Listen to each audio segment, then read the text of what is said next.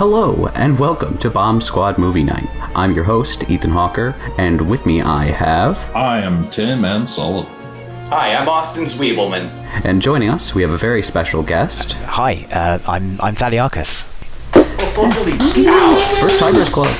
And today, we will be discussing Isao Takahata's landmark 1968 directorial debut, Horus, Prince of the Sun, also known as Little Norse Prince.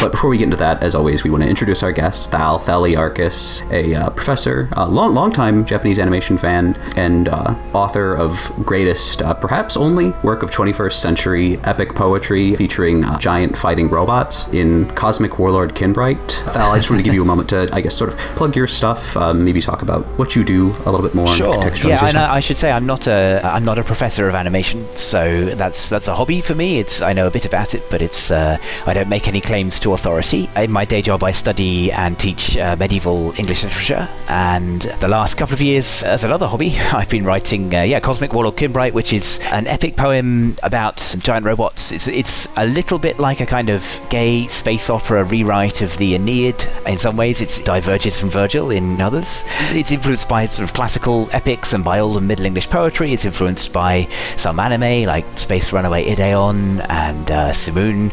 But you don't need to know anything about any of those to enjoy it, and it's actually, if I gave you the number of lines, it would sound long, but it's fairly short. I mean, we're only talking at the moment about 30 to 40,000 words, so it's like a novella, and it's free. You can find it on itch, because there's not much of a market in commercial publishing for something this niche, so I just thought I'd put it on itch for free, and I'm writing it book by book, and it keeps me out of the pub, keeps me entertained when I'm not watching anime or reading books. So yes, that's me, that's what I'm doing. Yeah, no, I really enjoyed it. I finally sat down to read it prior to this recording and also listened to your live reading of it. Thank goodness, because I would have said Quirthart instead of Quirthart. Like a fool. I really enjoyed book 5, especially. I liked the sort of confrontation with the worm. That gave me something I'd always kind of wanted in like Dunbine and that sort of thing, of seeing, giant fighting robots battling sort of like mythical creatures and monsters and that sort of thing. There's something very, very fun about that conceptually, and it's not explored as much as you'd think in the space of, sort of quote-unquote real robot material. But my thoughts on that aside, we're really thrilled to have you with us today,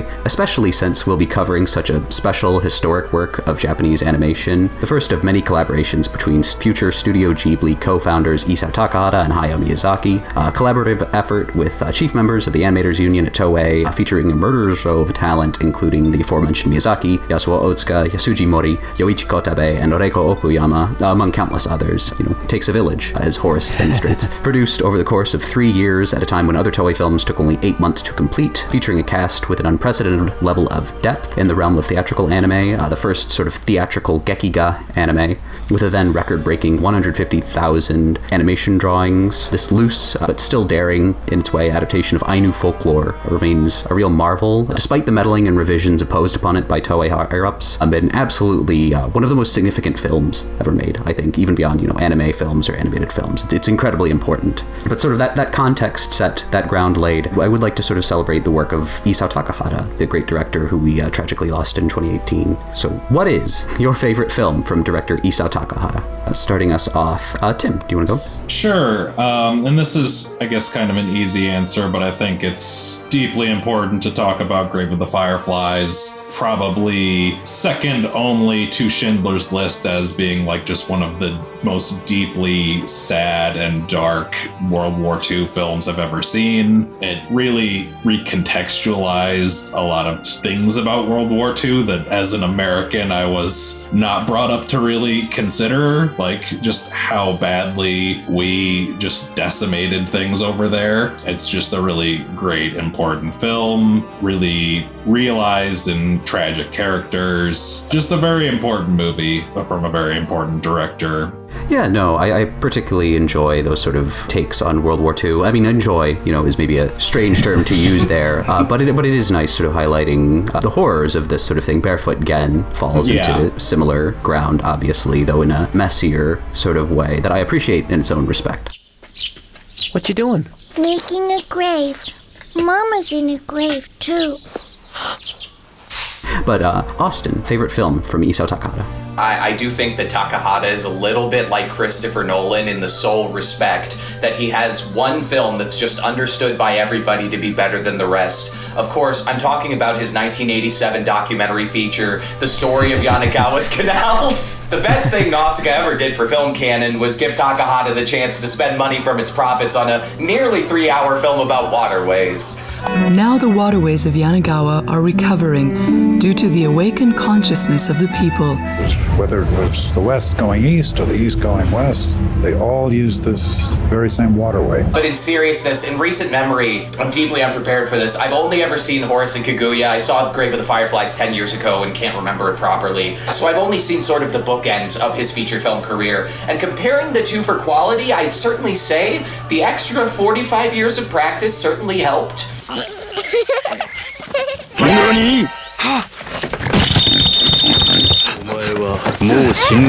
Forgive me for the narrow scope of my knowledge. Until preparing for this episode, nobody had informed me that Takahata was this extremely influential Miyazaki-adjacent figure. I'd only known him for Grave of the Fireflies, but yes, Bamboo Princess wins my vote. Now on to the people who know more about what they're talking about.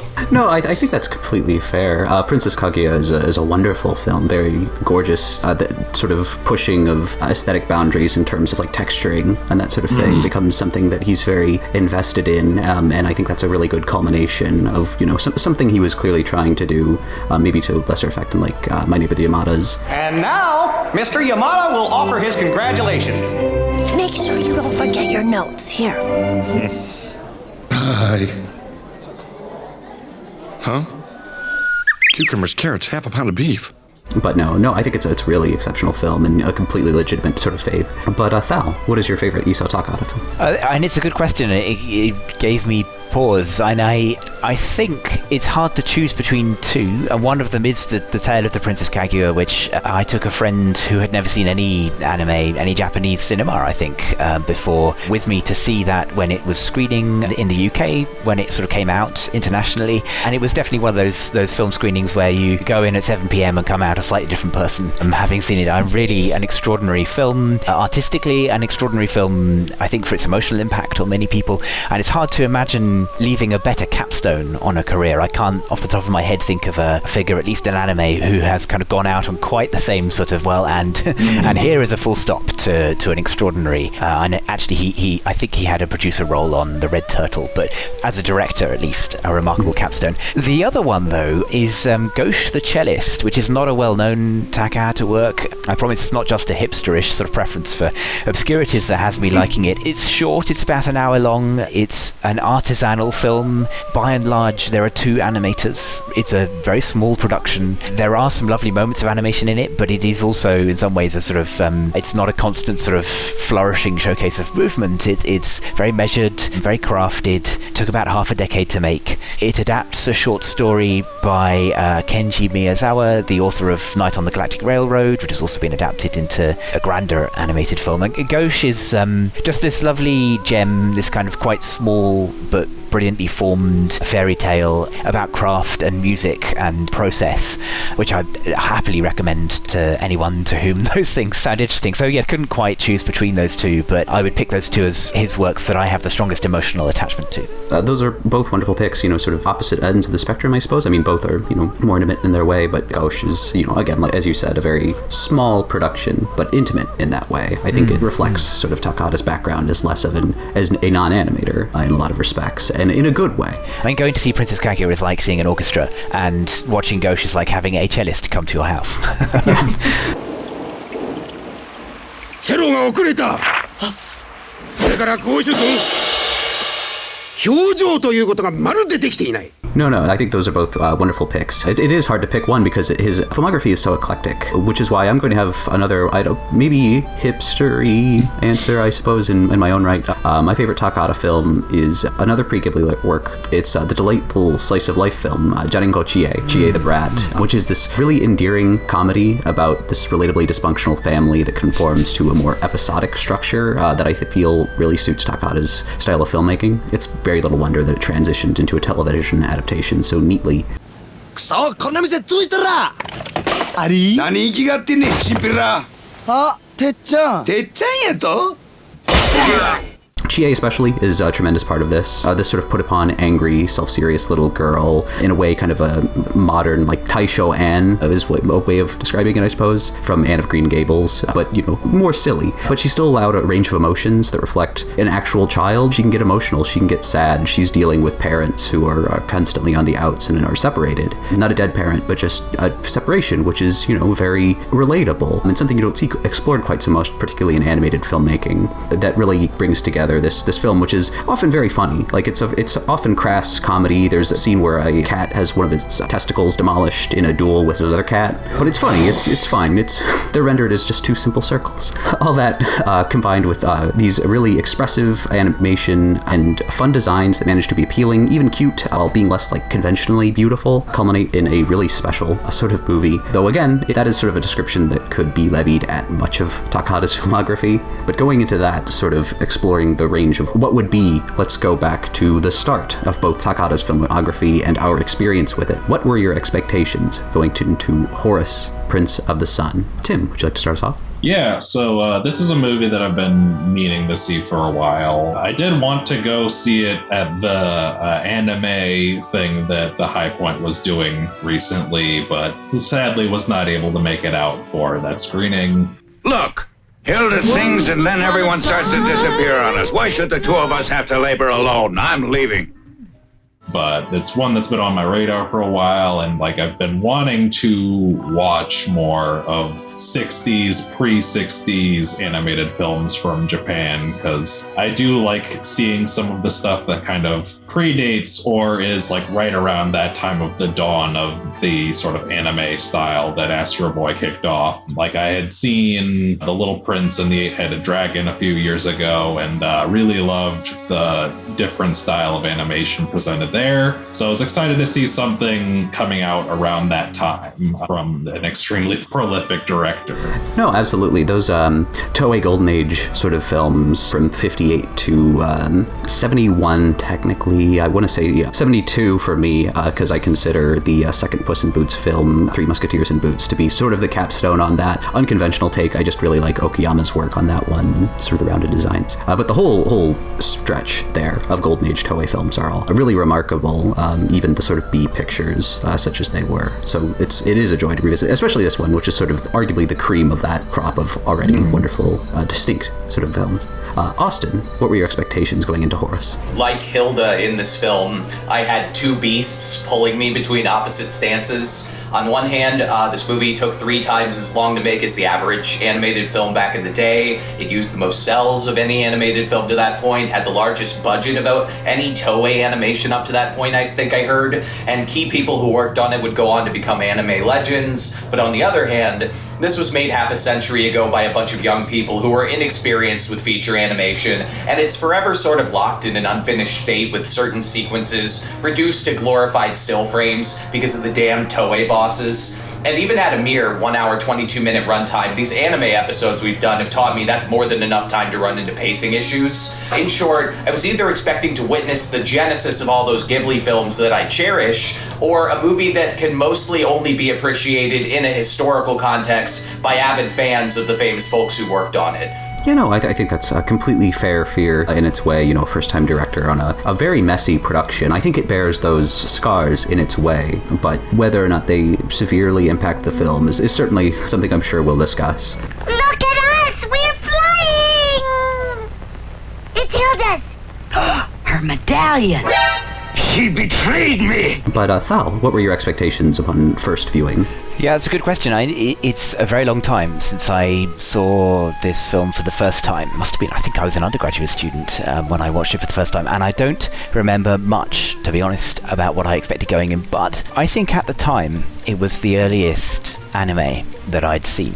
And I'm glad already we've begun talking about how this is a film which is in some ways a culmination of a pre-existing whole era, and in some ways it is also this very, very early inception point for a set of people. Many of them are kind of young people who are going to grow into these great figures. And I think as a first-time viewer, I definitely came to it much more aware of that second aspect. So I think I came to it having seen a few other much later films made by Studio Ghibli and sort of expecting the same sort of thing. And in some ways, ways that's true, but I think also I suspect my expectations were probably confounded. But I can't remember, to be honest, all that much about my first experience of watching it. No, that's fair, especially, if you watched it a while ago, of course. As for me, when I first got a copy of Horus in high school, like most things for me, it was sort of a blind buy. I did have the privilege of owning this film, the 𝐓𝐡𝐞 DVD release initially. I had basically zero literacy in early Japanese animation outside of television productions, a la, Astro Boy, Speed Racer, stuff coming out of Mushi and Tatsunoko. And much of my time at this point was spent watching 80s robot anime. I remember having a lot of thoughts on Faifum at the time I watched this.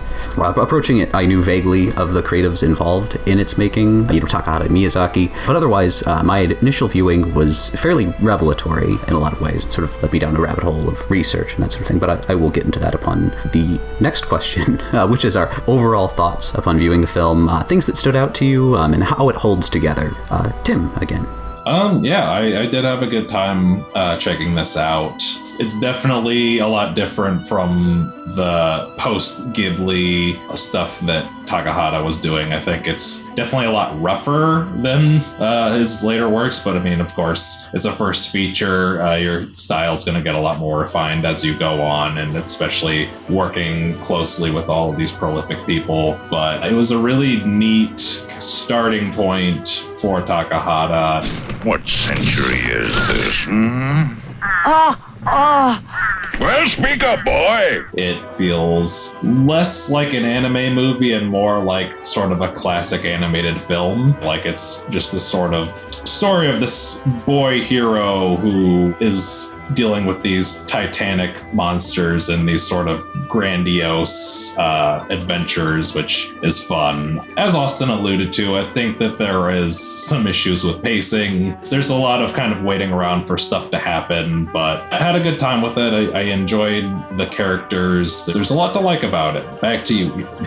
That is fair. I do think vis-a-vis sort of the quiet moments, I think because it is so truncated, the way it's not able to revel in those quite so much as, later Takahata or Miyazaki works, they can feel a bit out of place almost. I wonder if it being longer would actually make those quieter moments feel a bit better to a casual audience. But Austin, your thoughts? I actually thoroughly enjoyed this film, in spite of going into it kind of skeptical because I don't know enough about animation history, apparently. It had plenty of action, high stakes, complexity. As an animated film responding to the rise of television's growing popularity in Japan since 1950, there's a lot of flashy things being employed by the artists here. People moving in and out of space with heightened realism, exciting depictions of scale like 𝐓𝐸𝐞 and the Killer Pike. But as somebody who is properly versed on this crew, director, or Toei Doga films of the time, my brain primarily interfaced with this movie through like a Marxist lens. Horus is the product of these students of the late 60s counterculture who partially knew each other through a workers' union. The main emphasis on using collectivism to defeat a villain is apparent, but I think that you can find that sort of message accidentally thrown into works without an intentionally socialist bent sometimes. One thing that did strike me as the kind of thing that mainly socialists would put in a movie of that era was the use of Hilda as an infiltrator character. Like, since the initial spread of class-conscious thought and egalitarian revolution, infiltrators who have been compromised by the oppressing party have been sent into collectivist groups to enact divide and conquer tactics. It's a classic move in the Evil Bastard Handbook. Often, all it takes is one maliciously aligned double agent to split folks into factions based on race, country of origin, you name it, and often the only way to beat ruthless, powerful villains in real life and in movies is for everybody to be on the same page and not trying to attack each other. I think they explored that very well in the movie. I know that the psychological complexity of Hilda's character often nets this movie like major points and helps it stand out from similar animated films of the period, but infiltration causing factionalism is one of those particular problems that's just as important today as it was in the late 60s, and I thought it was groovy seeing such a sort of evergreen leftist political quandary in this Japanese cartoon from half a century ago. That's my 2 cents. Back to you, Ethan. Yeah, no, it's unsubtle sort of imagery in that Marxist space. I always think of the rows and rows of those delightful like pig bellows. It has a very sort of poster-y quality. You could make a print of that. But Thal, your overall thoughts?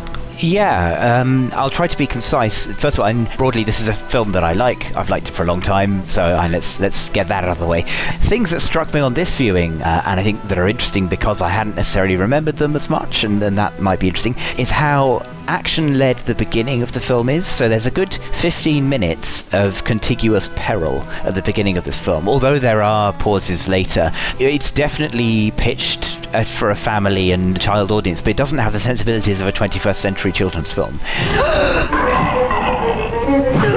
Jesus! And I'm not suggesting that it's dark or gritty. I don't even mean that it's a pure action piece like The Raid. But it is. I had forgotten just how much of this film is basically combat for broadly it's an adaptation of a myth for children. So if you're interested in action animation, this film actually kind of justifies a watch. I think actually, if you just like that, is things like the opening scene with the wolves and the fight with the pike. They stand on their own 2 feet as like this is really serious artistry applied to the problem of representing violence, and that's kind of interesting, and I'd forgotten that. A couple of other things in ways that weren't legible to me at all. I think when I first saw it, this totally is in some ways coming from the world of, we've mentioned these things already, The Prince and the Eight-Headed Dragon and _𝐸𝐻𝐴den, and these kind of early films made in more or less full animation, made by people whose models are partly things like Snow White and Bambi. And I think when I first saw this, it just seemed like it had lots of motion,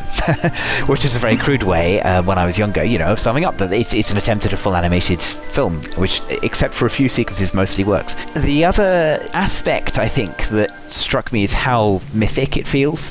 So it's about one small village and one demonic sort of oppressive figure, but it's framed in these cosmic terms as though Grunwald, the villain, if he defeats the village, there won't be any people anywhere. We don't see any other human communities. There's at least one line that implies that Grunwald's kind of stakes are they going to be humans or not?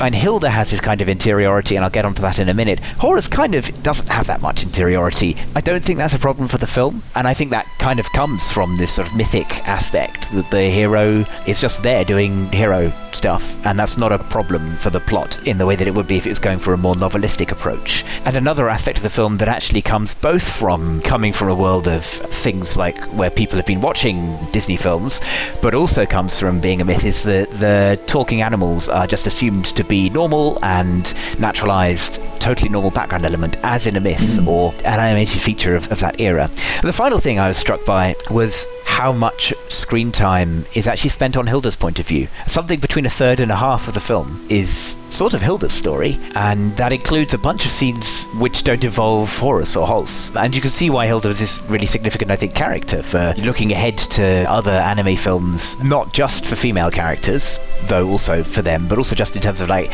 representing young people's experience of the world and their inner life. She, of course, has this infiltrator role. She's the individual who doesn't fit into the community. Part of her fitting into the community is in a, perhaps, it is over half a century old, so I'm not taking points off the film for this, but her integration into the community is sort of partly represented by this idea of marrying and kind of doing women's stuff in the film, and that's kind of perhaps worth noting. But it's a very collectivist and communitarian work, not only in its plot, but also, as we might get onto when we talk about its visual presentation. A number of the really bravura visual sequences are communal sequences. They're not just about Horus doing things.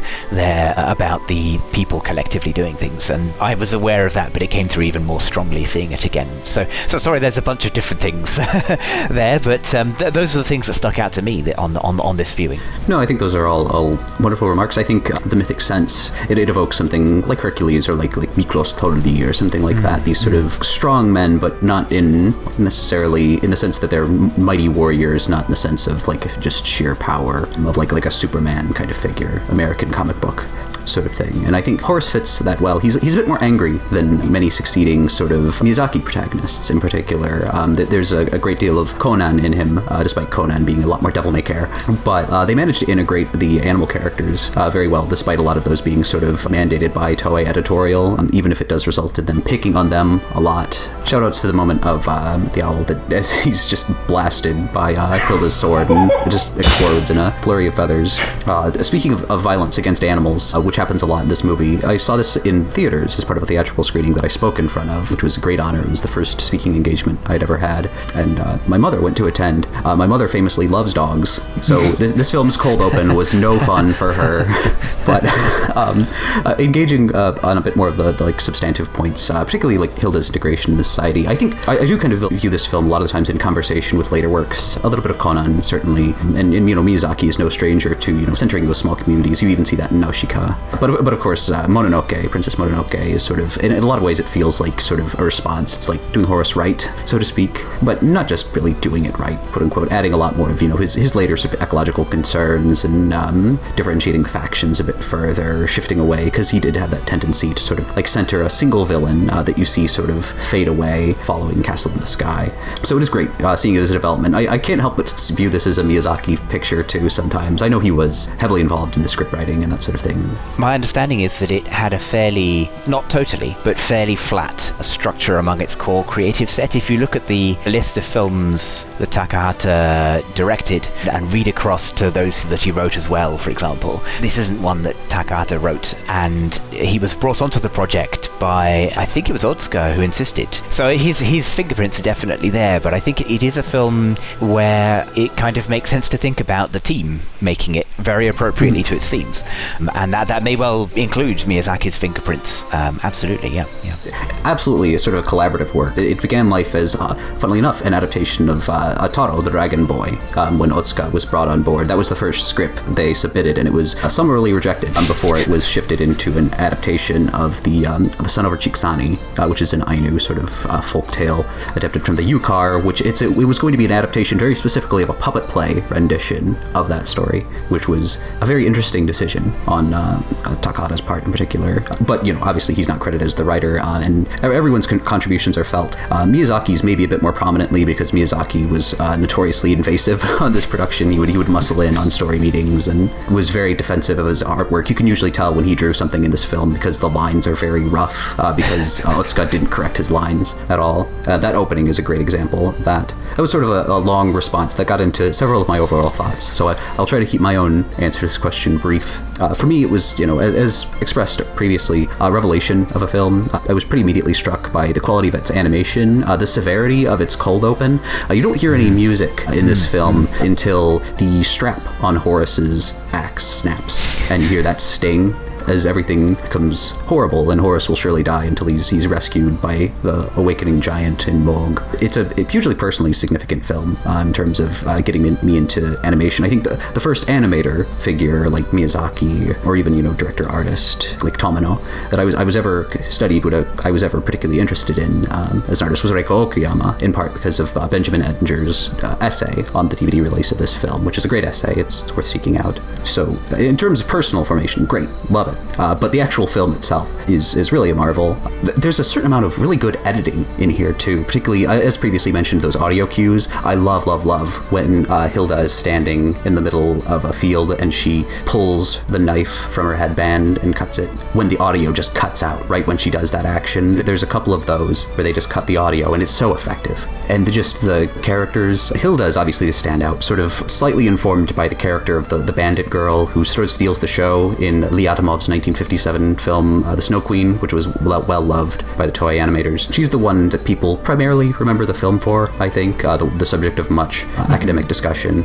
On one of the commentaries, one of the commentators kind of criticizes the music here too, but I like the music. I just wanted to say that, I guess. I like the vocal tracks quite a bit, particularly Hilda's. I don't know why I had to frame that as like, you're wrong about this, but I think I just kind of... I think I would say that the passage of time is crueler to audio than it is to animation in some ways. I love many of the creative choices that are made with the music and the sound effects in the film, but I think they were working with quite crude tools compared to what can be achieved today, which is kind of not true necessarily for the animation in that it comes out pretty well in HD, and these animators, some of them are great artists, and animation isn't necessarily, it's not like video game graphics, like it doesn't necessarily kind of get better basically. And when 𝐓𝐡𝐞 died, we were not going to get any more more Otsuka animation, and on that level there's a kind of specialness to that. So I think the audio has suffered a little more from time. That's not the fault of the people who made the film, and it still has these really wonderful choices in it. So I kind of line up with your view there, but I guess I can see how someone, especially maybe if they didn't watch that many films from this era, someone might come away from it feeling like the music didn't really come through in the way that I expected, or something like that, maybe. It is another thing, too, where you can criticize it because it is slightly compromised. It was originally supposed to be pulled a bit more from that Ainu tradition, and that change was partially imposed upon them by Toei higher-ups. And particularly that there's something to be said about like the transition in the approach to scoring and music in Japanese animation media, where at this point it wasn't its own sort of separate sub-industry of, releasing the insert songs and that sort of thing as hit singles and BGM albums and all that. It was a bit more workmanlike in that way. So I can appreciate that. But moving on, I'm glad I got a discussion of the music in there. That's nice. I wasn't expecting that. But now to discuss our thoughts on the film's animation and visual design. Tim, would you like to start us off? Yeah, like I've kind of alluded to, I think the animation in this film it's very interesting just in regards to like looking at Takahata's later work and like looking at animated films from Japan coming post 1969. Like it feels a little less like an anime film and more like a classic animated film. It does have some like anime stylings, like you can definitely tell that it's a post Astro Boy movie by like looking at the designs of the faces and the eyes. But just like the ways the characters move, sort of the scaling of the backgrounds, all of that sort of has this distinct difference to it. Like they do some of those like classic anime tricks to sort of save a bit on animation. Like there's the blacksmith who has the beard covering his mouth so you don't have to do lip flaps. But other than that, I mean, I think it's a really, really remarkably like animated film. And if you're not as familiar with more classic Japanese animation, it's definitely worth checking out for that alone, I would say. Absolutely. Yeah, no, it's a really remarkable film. Austin, thoughts on this film's animation and visual design?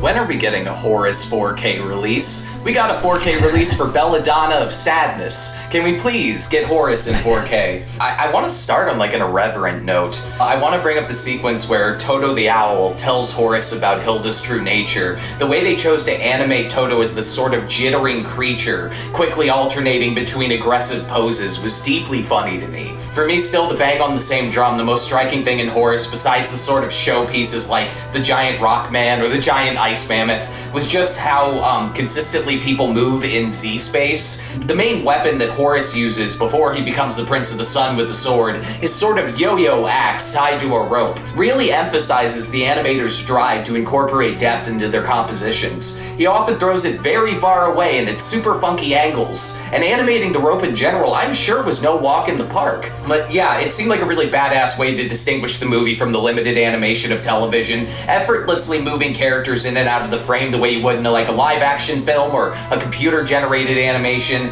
except it's 1,000 times more difficult because at the end of the day, this is all flat drawings being hovered around on other flat drawings. An incredibly cool illusion that they utilize frequently. Yeah, no, again, I think the Z-space movement here is particularly impressive. You get a little bit of that in some of their previous works. Sayuki, they start exploring that a bit more, and you see it in Little Prince and the Eight-Headed Dragon, particularly in the movement of Orochi, the eponymous eight-headed dragon at the end of the film. But nothing quite like you see here, outside of like some scant things in television productions, like Fujimaru. It remains incredibly impressive, particularly moving things in depth. I think that's a big part of why people like anime, is because it's just so deep.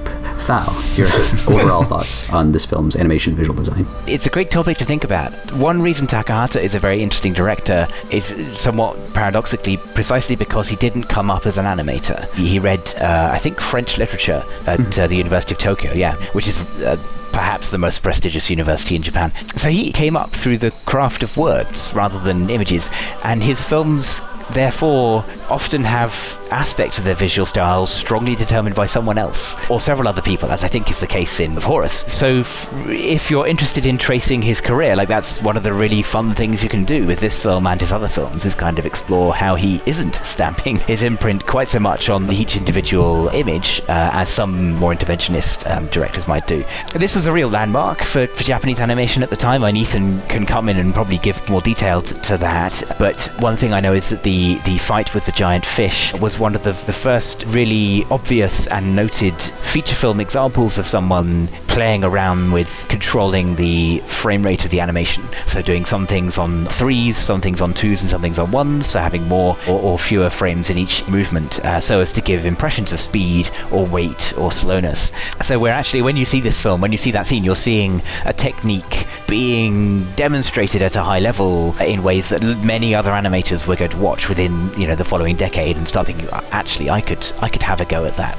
Equally, it's a film, as has been mentioned, where there are some sequences where what was envisaged couldn't be done. The wolf attack is the most obvious one, where you have to think about how few images can you reduce a scene to and capture its essence. And it's quite kind of intellectually interesting, even if the scene doesn't work for you, which is fair enough if it doesn't.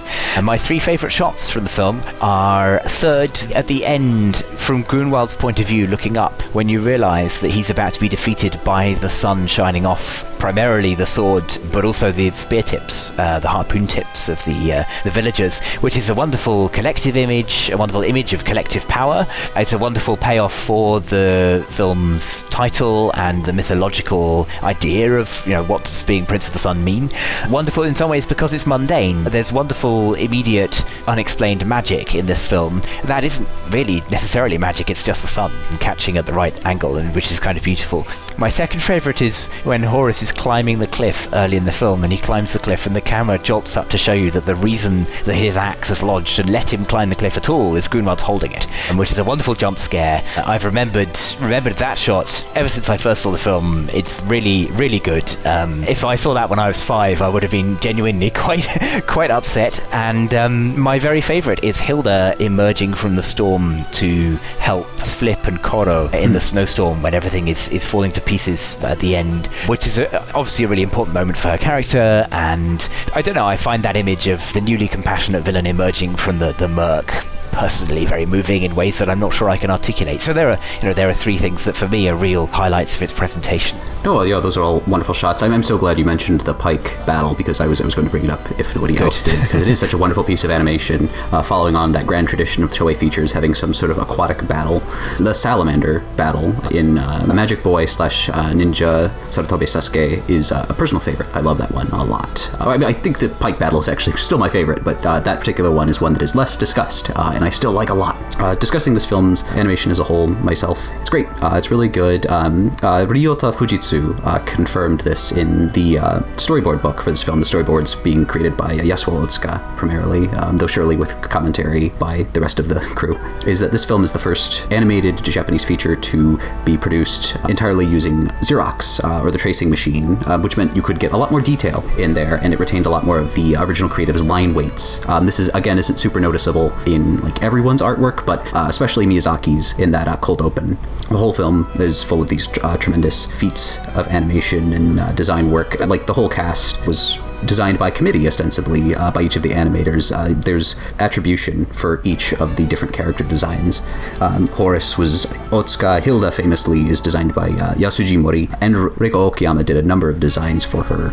But I guess spotlighting a few sequences of animation, Yoichi Kotebe's animation on the marriage of Rusan and Philia is particularly remarkable. Those large crowd sequences. This film, they were budgeted on the amount of animation cells they had for use, so a lot of scenes were printed, large crowd scenes that would be printed on multiple cells for a multiplane effect were just printed on one, which is really remarkable. The 3-dimensional effect in that sequence is great. It's also very, very endearing, because Philia was designed by Reiko Okayama and Rusan was designed by Kotebe. They were famous. They were married. They're a couple, which I don't know, just as a metatextual sort of thing, I've always found very endearing. There's a lot of individual sequences I could spotlight. Really, I just want to talk about Reiko Okayama because I love her artwork. The opening, the cold open to this film, she actually did contribute animation to it. 2 cuts of animation, which previously hadn't been documented to my knowledge, but in Anido's wonderful Reiko Okayama art book, there's some art that she created of the wolves charging up at holes right before his axe sort of snaps. And she's great. She's a chameleon. I think that's something that I've always been super impressed by in her art style, is her ability to adapt to the other key artists on a project as much as anything. She contributes a lot of really wonderful designs that are super distinct. I love Mauni, this sort of kind of proto-Heidi figure, and all of Okayama's artwork for her is tremendously cute. Aokiyama contributes some wonderful sequences of animation. One that's, again, not quite so much discussed is the children chasing Koro through the town. She also designed all the kids chasing Koro, and it's very cute. It's a very wonderful, expressive cut of animation, but she also did some great cuts with Hilda. Yosuji Mori handles Hilda marvelously, and I don't want to at all discount his contributions. He's absolutely one of the most significant figures in Japanese animation. You can see that in, 𝐓𝐡𝐞 and Kotebe and Miyazaki, clearly being heavily informed by his style of drawing and animation in a lot of ways. But Okuyama's cuts on Hilda, including her looming over Horus with the dagger on the precipice of the forest, is a wonderful sequence of animation handled by her. And I just like singing her praises, because I think she's a pretty interesting figure. We discuss her in a bit more detail in our Mononoke episode, if you would like to hear me ramble, really, a bit more about that. One last one, and that's the scene where Molas has died, and that's reported to the town when he's killed by the killer pike, and everything is lit in that sort of soft focus with those blues, and we see everyone's reactions and how they're dealing with that. It's just such a striking scene, and so stylish, and it's a lot of those small scenes as much as the big ones that I think make this such an incredible film. But moving on to our final thoughts on Horus. Tim. I'm glad that I got to check this out. I think it's a really great historical film. I had only previously seen Takahata's Ghibli works, so it was nice to finally get to see something from his pre-Ghibli portfolio. I definitely want to check out the other things he's directed, and I just would recommend this to anybody who wants to get a better look at some classic animation. Yeah, no, absolutely. Austin. I think even modern anime fans who are used to really fluid, state-of-the-art animation might have a good time with Horus, because in spite of its somewhat dated presentation, it captures that sense of adventure that Ghibli movies are so famous for now. And for those aware of what Japanese cartoons were like at the time, who can appreciate it in the grander scheme of things, Horus is a remarkable labor of love that deserved much better at the time of its initial release. Absolutely, yeah. Thankfully, it was rescreened in those manga matsuri sort of things, so people could see it at a time before home video. Toei still wanted to recoup some cost on it, even while thumbing their nose at Takahata. It got to inform a tremendous amount of anime academia. So thankful for that. Thankful for Toei having that bit of desire to recoup their costs on this very expensive movie. Thal, final thoughts. Unionize your workplace. Unions are far from perfect, but if you have a job and you have the ability to, possibly one of the messages of this film is I've really loved having the chance to revisit this, and it's definitely one of the films in anime from this era that are easiest to watch if you're not like a serious Prince and the Eight-Headed Dragon head, although maybe you'll become one if you watch Horus and kind of get into animation from this era. It is really, really good to get back like properly before the beginnings in some ways of what we think of and associate with anime, in that, say, even if you go and watch Nausicaa of the Valley of the Wind, that feels a lot more, in air quotes, anime, right? There's ambitious science fiction, there are weird designs and spaceships. The motion feels much more like modern animation. So yeah, strongly recommended for its historical interest. So I don't think I would show this to a small child today, partly just because, and this is an individual judgment, isn't it? And the level of violence is actually quite striking for small children. I think it might still work as a children's film for slightly older children if they were interested in it, and especially if you have a child who is beginning to conceive of things like, well, there are actually individuals and studios who have particular lineages. Like, this is a good example of, like, here's some early work, here's some kind of a brilliant apprentice work by some of the people who are going to go on to make films that a child might already have seen. So it's possible that it might still work as a children's film, but it has a really strong artistic and historical interest, absolutely on its own merits. And I was delighted to have a reason to go back and watch it. Absolutely, it's a really tremendous film. Maybe not too appropriate for a particularly younger audience nowadays. That wolf gets split directly in two on screen. They weren't pulling their punches. I mean, just set the kid down with a little bit of water, ship down, see how they handle that. Yeah. There was when Watership Down, the film adaptation, came out, that supposedly there was a butcher's shop in the West Country in England that had a sign in the window saying, "You've seen the film, now eat the cast." I like that. But no, my own final thoughts. Horus, Holes, Little Norse Prince Valiant, whatever you want to call it. It's a tremendous film, certainly worth viewing, not only for its significance, but also I would say on its own merits. It's really terrific, and I'm glad I could share it with you guys. I don't have a bit set up for this one, so I would just like to remind all our viewers on YouTube to like, comment, subscribe. What's your favorite Miyazaki or Takahata film? Does this movie look too old for you? Are you dumb? Are you wrong? Let me know so we can boost in the algorithm, and also downvote your post if you think this movie is bad, or I don't know, if you have good reasons. I'd be interested in hearing them, actually. Be sure to also check out the uncensored version of this podcast on Spotify video, where you'll hear all the curse words that were uttered here uncensored, which I don't know if there actually were any on this one. I can swear now if you want, I mean. And be sure to follow us on your podcast service of choice, leave 5 stars, and toss us some money on Patreon if you're able to. We greatly appreciate. And be sure to tune in next time. We're going to be taking a stroll down Disappointment Boulevard to talk about what might be the most divisive film of 2023. Ari Aster's Beau is Afraid. Do we love it? Do we hate it? Are we mixed on it? Tune in and find out. All right, and till then, take care. No sign off. Bye. I am Rockor. Just slid my ticket across the table and I said, "Sorry guys, I gotta see about a girl."